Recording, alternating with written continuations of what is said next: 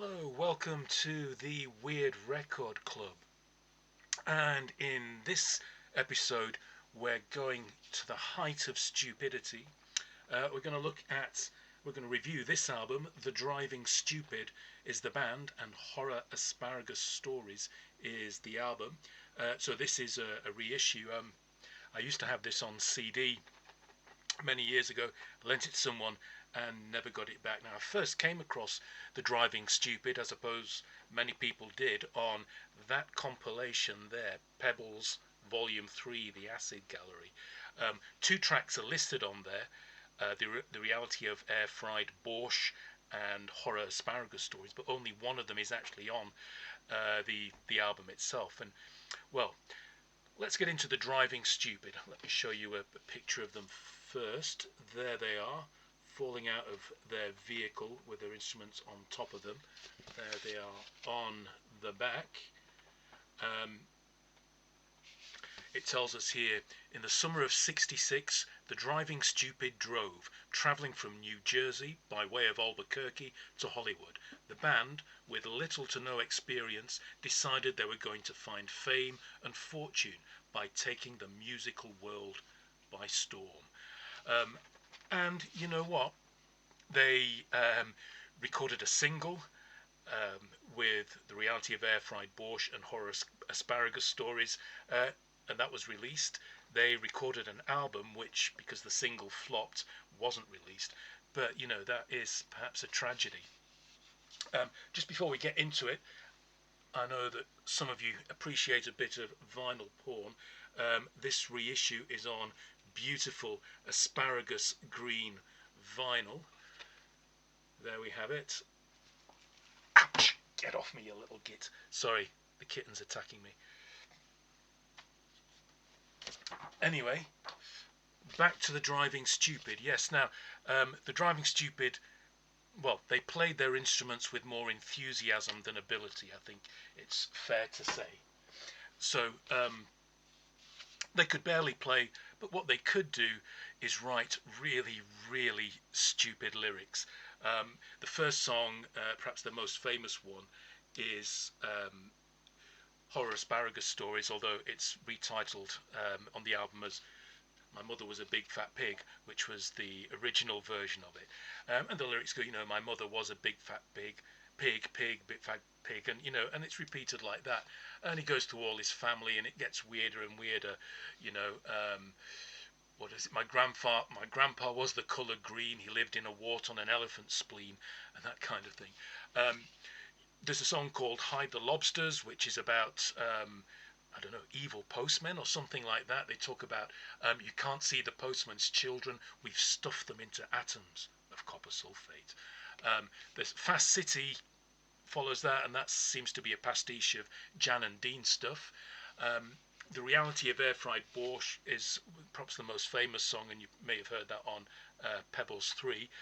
Something about tiny green lobsters throwing spiders' eggs. There's a sort of a science fiction horror theme running through these really absurd lyrics. So that's really enjoyable, and that's one of the reasons why I really love this records. What we've come to take the Earth away. This is about aliens coming down and changing the Earth into a parking lot, something like that. It reminds me. Can't help saying this, it reminds me a bit of something that might be on the Stranglers' Men in Black album, a record we'll have to talk about one day. So there we have it. We've got Green Things Have Entered Our Skin. Green Things Have Entered My Skin, Gladys. Another classic, I'm Gonna Bash Your Brains In. A song about about water attacking us because it's getting revenge because we've spilt some is another classic.